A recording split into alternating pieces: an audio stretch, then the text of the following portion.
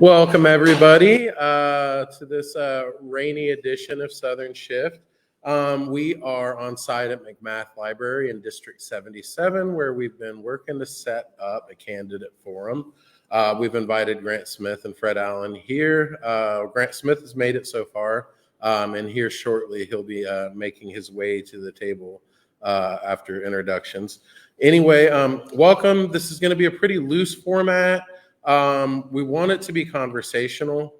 Welcome everybody who's out there online. Feel free to comment on the stream, whether you're on YouTube or Facebook. Are we on X as well? Or on X, and we'll be able to field the questions. And everybody who's out in the crowd, we've got index cards here. Could you pass some back to the second row too? And so just ask if you want to ask the question, you can still ask the question. We just kind of want to screen it and put things in order. Also, just so we can make sure that people who usually don't get much time and opportunity to speak do so. We can kind of run more of a progressive stack. Also, it enables us. I'll be the voices of the people who are, of course, online until we get that technology. Without any further ado, let's introduce Grant Smith. You want to come around to the table? No, you can just sit here if you want. He'll be in frame right here, seated. And our camera's right here, and our mic's right here. And so I've got a list of starter questions, so it'll be pretty easy. No problem. So what do you hope our community will look like in the future, and what specific steps will you take to make sure that vision becomes a reality once you're in office? I know it's pretty innocuous, but pretty much like, why are you running and what do you want to see? Right.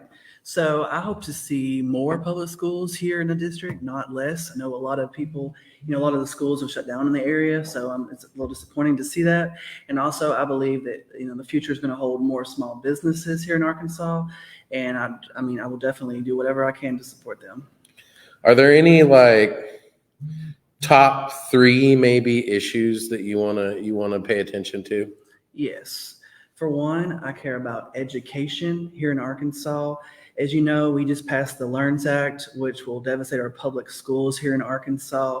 And I actually volunteered on CAPES, which was a group that got together to put the LEARNS Act on the ballot so that we could let the people decide here in Arkansas. And I think there's a lot of different opportunities we have here in education. I really hated the fact that they repealed the Fair Dismissal Act. They can fire teachers for basically whatever reason now, and I'm just really disappointed about that. And also, the bill did not address other people in the school, such as janitors and cafeteria workers and stuff like that. I think that's really something we should focus on as well. Okay. Do we have any online yet? Also, so that's the first one, education, right? So then we're going to go on to healthcare, in my opinion. That's such an important thing. Arkansas kicked more people off Medicaid this past year than any other state in the U.S., and that's just ridiculous to me. And so I'm obviously advocating for more access to affordable healthcare. I believe that everybody deserves access to healthcare and that it should be a right, not just a privilege to those that can afford it. And another thing is the criminal justice system here in Arkansas. We have the 5th highest incarceration rate in the U.S. Actually, I just read a study the other day that showed we had the 17th highest increase last year alone in our incarceration rate. So I think there are many other solutions other than just putting people in prison. I'm sure y'all have been watching what's going on with the governor and the attorney general's office, and the judge sided with the Department of Corrections over them because of them wanting to still expand our prison industry here in Arkansas, and we don't even have the resources to do it as what we can now. So it's a real big struggle. And then what would be a third one? That was healthcare, education, and criminal justice. Okay, perfect. Yeah. So they've tried to push a number of initiatives to expand the number of beds in prisons instead of doing any reforms. Are there any other specific, as far as criminal justice reform, anything you had in mind or considered? Well, me in particular, I believe that we need more mental health resources here in Arkansas, and we need more food banks because I mean it all runs hand in hand, in my opinion. And also, I believe that we need to decriminalize marijuana and expunge previous convictions because a lot of people are in prison for just small stuff like that. And our prisons are full of people that are nonviolent offenders and people that just simply don't have the money to pay their fines. That is a lot of the problems here in Arkansas. Do you have a question? Caucus would like to know, would you support a bill that provides breakfast and lunch to public school students? Absolutely. That's definitely something that we need to do here in Arkansas, and I hope that the governor will consider that. And I would definitely propose it if I was elected. Let's see. I'll look through. I think we've got a couple others. Do you have any ideas on how to create economic growth in the community while protecting the environment? Yes, I believe that we should be promoting and getting together with our schools and our small businesses to give them incentives for having green practices. I mean, that could be anything from automatic light sensors to reduce, the amount of electricity to, light bulbs that save electricity as well, all the way up to solar panels. I mean, there's a lot of different things that they could do to make things, more economically efficient. Definitely. So right now we're in a tough situation. There's like a massive Republican supermajority. Even in the last election, if every Democrat had gotten in office, there still would have been a Republican majority. So we're working over the next few years to kind of to break that down. But in the meantime, in what ways do you plan to push legislation with this big Republican supermajority? I think that we have more in common than we disagree with, in all honesty. And also, as you know, we have more candidates running as Democrats this year than we've had since Democrats were in the majority. So I would still continue passing legislation or introducing legislation, regardless if there's Republicans in office. I mean, I think the majority of people believe we need things like renters' rights, and all different kinds of things. Yeah, and there seems to be a lot of ways to just reach out across the aisle. Everything's kind of messed up right now. Right. We've got another question here. How would you differentiate your policies from those of Fred Allen, the incumbent, who's also running in this primary? Like, what are the biggest differences that you see between your policy ideas and like a lot of his in practice? Okay, so a lot of stuff we do agree on. But the thing is, when Roe v. Wade was overturned last year, he did say no comment when asked by the Democrat Gazette. And I told them exactly how I felt about it. I told them that it's between a woman, her doctor, and her family. And that's the way it should be. So, I mean, policy-wise, I mean, he wouldn't answer that. I think I obviously don't have a problem with answering that kind of question. And I think that should be like a given. You should know where your representative stands on such a huge issue that's affecting so many people in the city of Little Rock even. And also on some of the tax breaks and stuff like that, I've seen him vote present on them. I don't want to slam him by saying, why would you do that? But I am curious why he would vote present on a tax cut that just benefits the wealthy and corporations in Arkansas. I personally would definitely not be voting for tax cuts for that. I believe the working class deserves tax cuts, if anything. This one's from Shanoa out there in the internet world. She's actually out of Jonesboro and a member of the caucus. What will you do to help disabled Arkansans when elected? Well, I know there is some amazing groups here in Arkansas that do work towards helping people that are disabled in Arkansas, like Disability Rights Arkansas with Allie Thomason. I've went to several of her events, and I believe that, we should continue to advocate for those communities and let more people know that they have resources such as that group. That's how you do it. You got to let people know what resources we have. And speaking of like the situation with working Arkansans, is there anything that you've thought of policy-wise to advocate to like strengthen workers' rights? Workers' rights. Well, of course, I do support unions and labor and stuff like that. And I believe that, my friend, actually, my campaign manager, her dad works with the union, and they said that they're actually looking for younger people right now to join those unions here. And a lot of the older people that are in there are retiring now. So they're needing more people in the unions, especially younger people. And so I would definitely give incentives to people like that. So I definitely would support them. And then also there was the Teacher Fair Dismissal Act, which is like a pretty big blow to teachers' rights there. Essentially removing a lot of workers' protections. That's something I'm assuming you'd probably be countering. Let's see.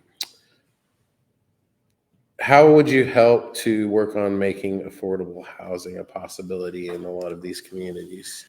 Well, actually, believe it or not, the Biden administration has a new policy that aims to help people in lower income neighborhoods be able to afford housing, and first-time generational families as well. So that is something that I would definitely want to share more with y'all about after this is over, because it's like super detailed.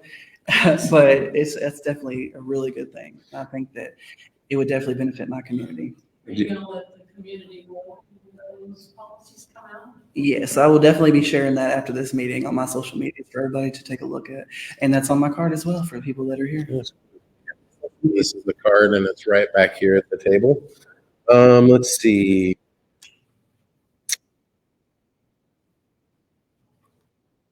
This is sort of related, but what's your stance on right to work laws? I believe right to work is involved in the unions. And I always got that confused with the what's the other thing called? I can't remember it, but the one where they can fire anybody for whatever. Oh, yeah. I always get those two mixed up. But I believe right to work, I think that should be something that's to the voters. I think that we should really like put that on the ballot and let the people decide, because I've heard both sides on that issue in particular. So I think that one in particular, I believe we need to put that on the ballot, like because right now we don't have it. Right. Yeah. Exactly. Let's see. We've got a few here. Let's see. Arkansas. Oh, yeah. This is actually pretty timely because of the last legislative session. And you can maybe speak on that too. But Arkansas is famous for relaxed child labor laws. What steps can we as a community do to reverse these recent changes? Well, as far as we got to elect better that do not, advocate for rolling back child labor laws. We've seen Tyson, one of our biggest employers in Arkansas, had several lawsuits against them for doing just so. So we've got to let people know that this is happening in Arkansas. A lot of people don't even know what's going on in these factories. Kids to work. They should be focusing on their education and not, having to go to work, for whatever reason and get injured. And a lot of the time it's people from different countries coming here to work, and then they just ship them back to their country. Like, oh, we lost an arm, and that's not right. People, deserve to have rights in the workplace. So, let's see. Arkansas is the only state essentially without renters' rights. What would you do to change that? Do you have any specific provisions in mind? Well, that is actually one of my top priorities. Arkansas is one of the only states without a minimum standard of habitability. And so I would definitely introduce legislation to give people rights here in Arkansas. I've heard story after story campaigning. This is my second time campaigning now. And I just hear so many stories about how landlords don't keep their property up. They're like, well, there's a tree over my vehicle where I park outside, and they refuse to fix the issue. And they left for work one day, and thankfully they weren't home. And the tree failed. It could have been a bad situation. So, people deserve to have renters' rights. And it doesn't just stop at tree limbs. You could be like one of my best friends. She lived in a rental home, and the washing machine was leaking all over the floor, damaging her floors. And then she had her roof leaking in the living room, and her stove would catch on fire. People deserve renters' rights. It's just something we have to do. Yeah, at least have a bare minimum of standards. Let's see. All right, you would think that would be something we could all agree on, right? Yeah, serviceable utilities. Let's see. Index cards. Oh, okay, my bad. There you go. And I'll just project a little bit more. I've usually got a voice that smacks the mic. Okay, let's see. Poverty is a big problem leading to health, education, and crime issues. How can you help in limiting and alleviating these problems? Poverty. So for one, we definitely need to raise the minimum wage. The cost of living, I recently looked it up, it's about 15.50 for a single person here in Arkansas. Minimum wage is only $11 an hour. Not only would raising the wages help that situation, but also giving people affordable health care to solve those problems as well. And of course, we already know we have such a bad, people don't have food on the table and stuff like that. So I think those are just a couple things that we could do to fix the issue. Mhm. Yeah, there's been times in the past where voter initiatives have been put forward to raise the minimum wage, and it's always been so wildly popular that usually they have emergency sessions to like go in, raise the minimum wage higher than what's being asked for by the thing, just so they can get rid of like the inflation index and stuff like that. Some people would have like objections about it being like not sustainable for small startup business owners to do 15 an hour. Are there any like exceptions or any small business protections or anything like that you want considered in a think minimum wage bill? Yes, I think that we should be giving tax cut to local small businesses to help them out with that and giving them incentives as well. So I think They that's, can hire people that need the job more than the average person, and even the government could help pay for some training for them or something, for example.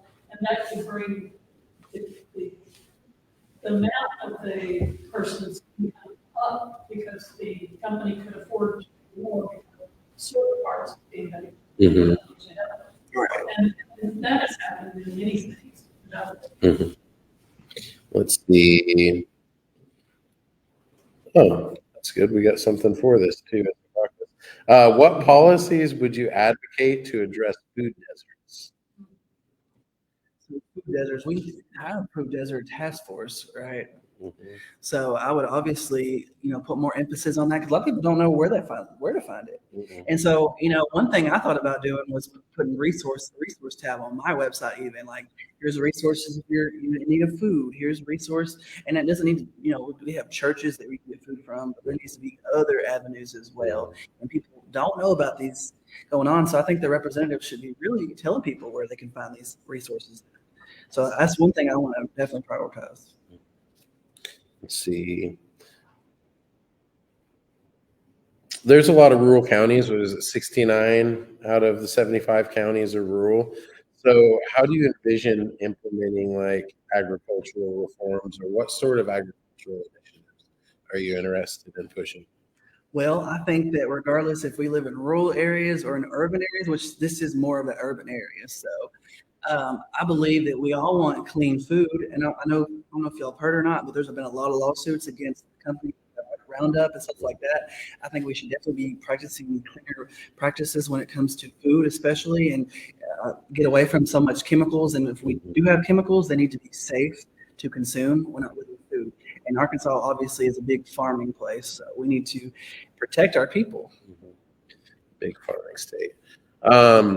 So you brought up energy before in the thing. Clean energy is cheaper than ever, but Arkansas repeatedly provides subsidies primarily to natural gas and oil companies instead of clean energy companies. What can be done to like change that culture or address that legislatively?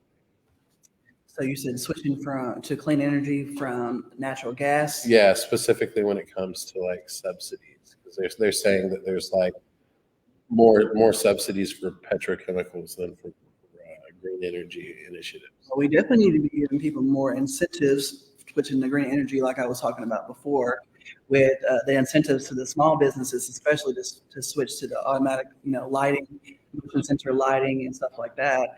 I think that giving incentives to the small businesses, because a lot of the, bigger businesses, they're the ones that can afford it. But when you give like tax cuts to the small businesses and giving them incentives, I think that would make it more doable in that certain type of situation, and then it would just spread out. I know our solar is really taking off here. I've been seeing a lot more of that. Yeah, it has, and the subsidy programs with that are really good. Essentially, a lot of the times, even with residential, the payments on financing like the installation of a solar array won't be more than 20% of what it costs to pay your bill in the first place, and then it's paid off in like a few years. It's cool. And I would, instead of having to rely on big, electric companies and Yeah. stuff like that, Yeah. definitely save some money in the long run. Yeah, and also like in a way it helps take stress from the grid. Like the power companies themselves appreciate it. Let's see. I know that there's more. I've got here. Okay, there's the list. I was like, my questions disappeared. Okay. Yeah. I'm trying to sit up straight at the same time. Oh yeah, I wear suspenders so that it makes yeah. me sit up straight, because when I start to slouch, which is my normal thing, it feels funny. Okay, let's see. I gotta be Okay. careful because I have legs go. How will you so I gotta try to address? sit right. Oh yeah. How will you address community safety issues? I think that community safety is not necessarily always a one-size-fits-all situation here, a solution here. I think that we need to bring more people to the table by having town halls about safety, especially when something happens. I think we need more neighborhood watches. I think that was a really good thing. I think we need to get to know one another in the community, and I think that's one good thing. That's how the neighborhood was where I grew up. And I think that really worked out well. We always kept an eye on one another, had communication with each other, and I think that worked out. So I think that we need to be in close contact with one another in the communities. And that's one way to do it. Definitely. This is a kind of longer one. It's on both sides.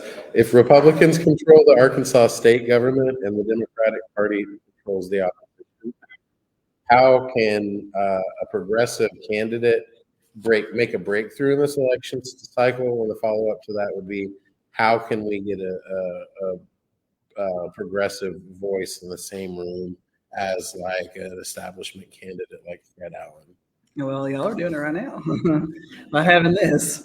But I mean, you got to get more people out to vote. That's how you're going to get more progressive candidates, in my opinion.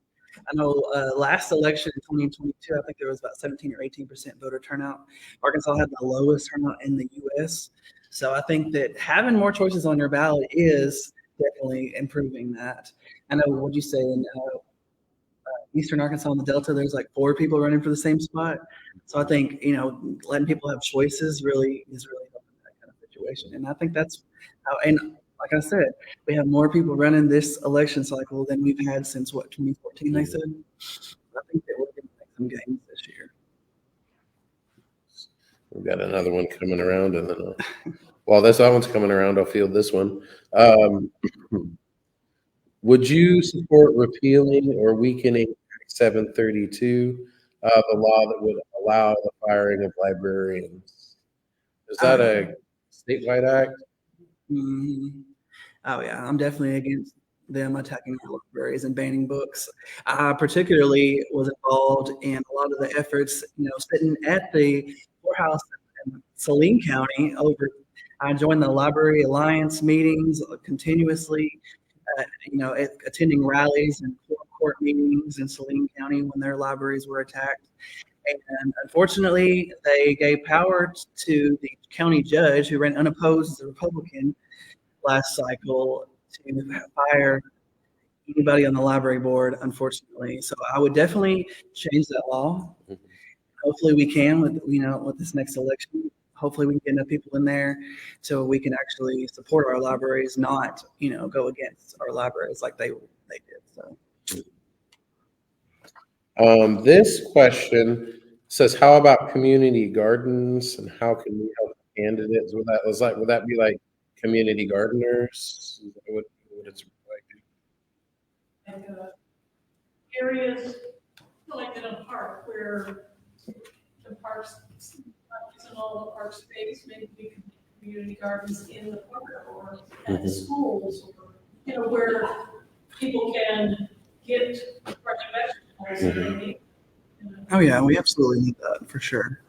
I think we need to let more people know when a certain area has those as well. Yes. That's the thing, not what they have in their areas. So that's the big key there. Yeah, a lot of resources, like even on like the federal level, that are available for people are like not taken advantage of because people just don't know about it. This is not being used. Yeah, yeah. Yeah, there's block grants that we'll just send back and not spend. Let's see. How would you address transportation issues to improve accessibility for residents? Well, thankfully, Little Rock does have a really great program called Metro Connect. I know a lot of people don't know about it, and I didn't know about it myself until last year. But we have a great transportation program here in the city, and they even have an app that's called Metro Connect. And you can go on there, and there's like it'll show you like little spots where you can go there. It's closer than a lot of other spots if your house isn't very close to a bus stop. You know, there's like little ways where you can like get it picked up and at a certain location instead of having to go all the way to where the bus stop is. So y'all should definitely check out Metro Connect. And that's an app, you say? Yeah, Or it's is an it- app. Mhm. Let's see. Be great. Traffic is Mapleville and 430 and 30 interchange. Was traffic. Just today, driving here was maddening. Oh my God. Oh, yeah. So No, it if was, we could get more people on that streets, that would yeah. be. Yeah, it was raining today and I made it barely in the nick of time because people were just like trying. I know, right? Let's see.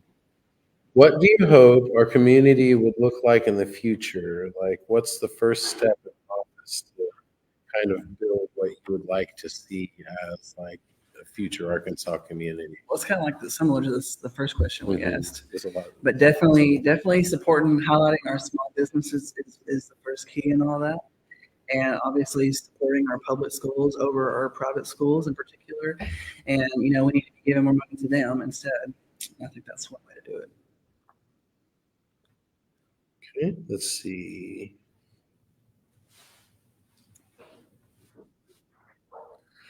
What initiatives will you champion to ensure inclusivity and diversity are valued? And Right, for one, we definitely need to amend our current hate crime bill because it doesn't really do a whole lot. They just kind of passed that in, I believe it was 2021, just to say that we had a hate crime bill. I know Senator Joyce Elliott at the time had championed a really good version of it, but they took a lot of that out, so, you know, make it vague. So I would definitely amend that to add protections, especially, you know, for the whole LGBT community. let's see.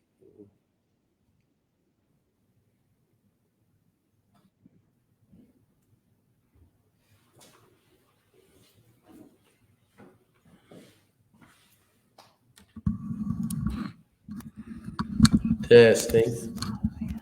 Oh, is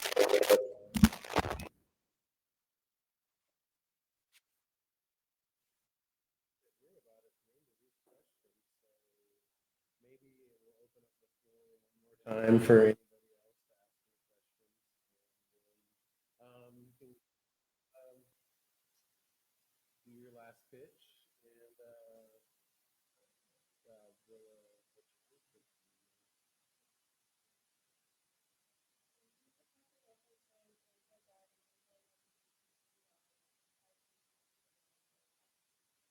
Absolutely not. As the first, I would be the first openly gay man elected if I am elected to the legislature, and absolutely would not support attacks on our communities at all. And I think we should be coming together to unify, not divide. And that's just all this is culture wars to distract from all the actual problems that we have here in our It's been a good evening. I really appreciated that you came out and did this and allowed us to grill you for darn near an hour. One of the things that happens so we'll continue as an organization to try and get candidates to come out to meet candidate events like this and really because we know what we want for the Democratic Party to even be relevant. Absolutely. Thank y'all for doing this. Absolutely. My social media, you know, you can find me at my website. It's grantforarkansas.com, and that's all the social medias. I'm very responsive. Go to as many community events as I can, and I've been going to them, and will continue to do so. And I also plan on having town halls if elected.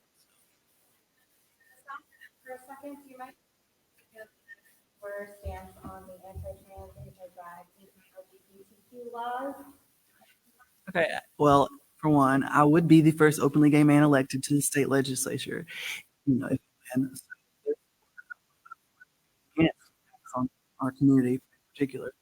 And I think more of us should be coming together because, the only reason they're introducing these hateful laws is to distract from the actual thing to accomplish in our state.